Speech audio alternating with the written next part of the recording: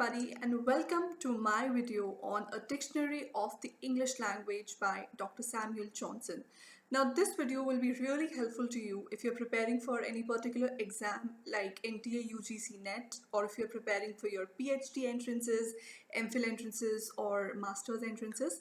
But this video will also be utterly helpful for you if you're really passionate about English literature and you just want to know all about it. So we're going to talk about a dictionary of the English language. I'm not talking about your daily regular dictionary here, guys. I'm talking about the first ever dictionary which changed the face of English literature. It was written by none other than Dr. Samuel Johnson, a very prominent literary history of the 18th century England.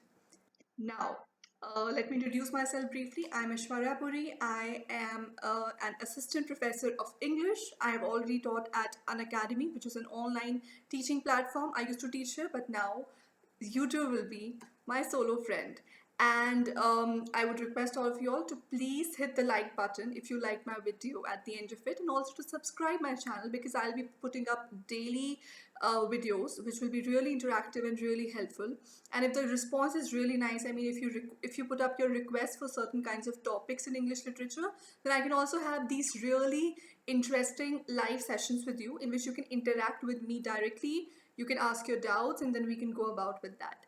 So guys, let's get started. Alright, so first of all, before beginning with the dictionary and talking about it, I want you to have a look at the first page of this dictionary, which is called a dictionary of the English language. So, you see that a brief overview has been given about what this journey entails. And why do you think Dr. Samuel Johnson needed to put out an explanation like that? Well, I'm going to talk a little about his personality a little later in the video, but let's just have a look at this first.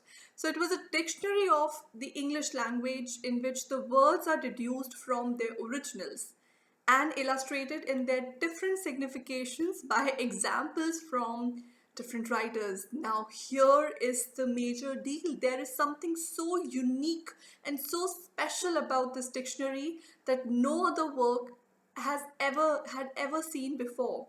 Okay, and this is precisely from where a special kind of writing begins. So we're going to talk about this dictionary, and the picture that I put up here is only for volume 1, but let me tell you, this book was originally written in 2 volumes.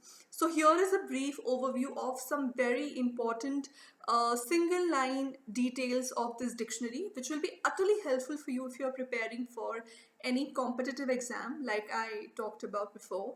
So guys, this dictionary was published on the 15th of April in 1755. It took Dr. Samuel Johnson over 8 years to complete the whole dictionary, and he had 40 of his other helpers who were helping him in this process.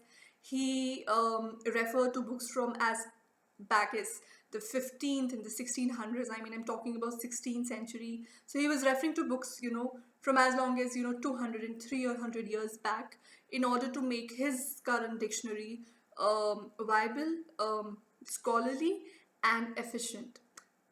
The original plan was to write this dictionary in 2 volumes. So the first volume would have letters from A to K, and the second volume would have letters from L to Z.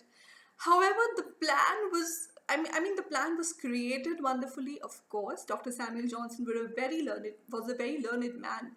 But the plan could not be carried on in subsequent volumes. Because here we are talking about a very lengthy procedure. I'm going to talk about that lengthy procedure in the later part of the video, but let me tell you, it was a very lengthy book. So eventually, when subsequent editions started coming out, the number of volumes, the number of parts or sections of the book of the dictionary started to increase in number. So the subsequent editions ran into like 4 volumes all at once for those 26 letters, and all the possible word combinations that Dr. Samuel Johnson could conjure out of it.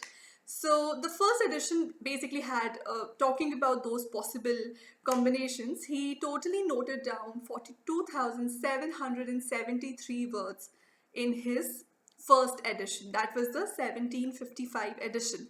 Now, the first edition, not many people know about this, but the first edition was also followed by an abbreviated one volume version which was published in 1756. Okay, so not many people are aware that, because it was so lengthy, there were some other writers who took out the commission, and probably Dr. Samuel Johnson was aware about it as well, but a proper one volume shorthand version of this major dictionary also came out just a year after the first major edition.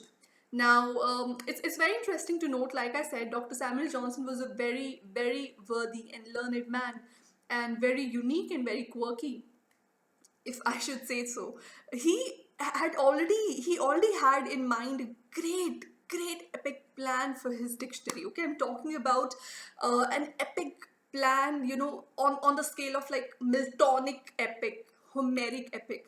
He was talking about a dictionary so grand, so exclusive, so inclusive rather, and so humongous in scale, that he had to actually come up with a plan. He had to get it published, and he had to talk about it with his publishers as well, and it was a whole drama in itself, because the publishers couldn't have, they wanted to make money out of it. But if this plan was going to be this elaborate, and the publication was meant to be that elaborate, and who would buy those books, right? So the publishers, I mean, for them it was a pain in their head when Dr. Samuel Johnson actually came up with this plan. But okay, let me tell you a little bit about the plan. But before that, I have to show you something, because I think it would be really easy for you to understand why the plan was there and why did he have to make a whole ruckus out of it. So I'll show you something here, okay? Just have a look. My dear friends, just have a look at this face. The first picture, the second picture. Look at the portraits I bought for you here. Okay, if I look at these faces, if I were to, if I were to ever encounter a face like that while walking on the road, I mean, I would be really displeased, or I would not be very happy looking at a face like that, because look at him, he looks like a very grumpy man, and that was also his image back in the days. He was a very humorous man, he was a very learned man, and his humor was also of a very higher quality.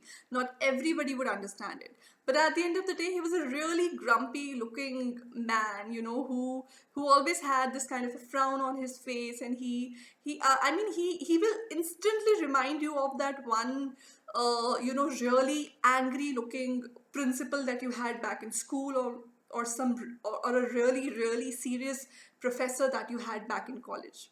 Okay, so now that you've had a fair look at his face, I think it would be really easier to understand the whole plan, because I think once you're in terms with somebody's personalities, it's really easy to justify their actions thenceforth.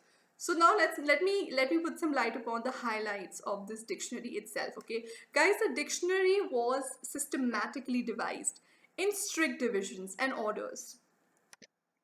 I mean, look at a face like that. Who would, with a face like that, not want to create something utterly systematic and utterly orderly? I mean, seriously, guys, tell me. So, of course, the dictionary was very, I mean, and this is also, I'm not talking about, I'm not being critical about these highlights. Let me tell you with full honesty, I'm actually, these were the positive highlights. These were the USPs of this dictionary. Okay, so this dictionary was systematically devised in strict divisions and order. I mean, never had any writer before Johnson ventured into an endeavor like this, so huge, so grand on a scale, but so well done, so beautifully crafted. Okay, so the whole order, the whole plan, the whole system of the dictionary was crafted immaculately. Okay, and we have to give him some credit for that. The definitions and meanings were diligently brought out, and I mean, of course, we're talking about a very learned man here. You can see, he has a special portrait in which he's just glancing through the pages of some book or some magazine, I don't know, and as if he's going to find some kind of treasure in it. So, of course, with a man who was as learned and who was so much into learning as him, of course, the definitions and the meanings had to be really well created and very well crafted. But the main highlight of this dictionary was the fact that, it had incredible literary citations that adorned his definitions. You know, there would, after every definition, rather than putting up a regular or a general example, he actually took upon himself to give each word a different and individual literary citation. Guys, this is some real big thing I'm talking about. Just imagine if you were to, if you were even given like 10 words or 15 words, and if you're given this kind of a task, you have to use each word in a different kind of a literary citation. And we're talking about classical writers, we're talking about writers like Milton and Dryden and Shakespeare and Pope, right? So, it is a hefty task. It is a huge task. But Dr. Samuel Johnson took it upon himself, and oh God, how he did it. It was so brilliantly crafted that, he ended up, presenting around 1,14,000 quotations for his dictionary, all in all. Please do remember this number if you're preparing for any particular examination.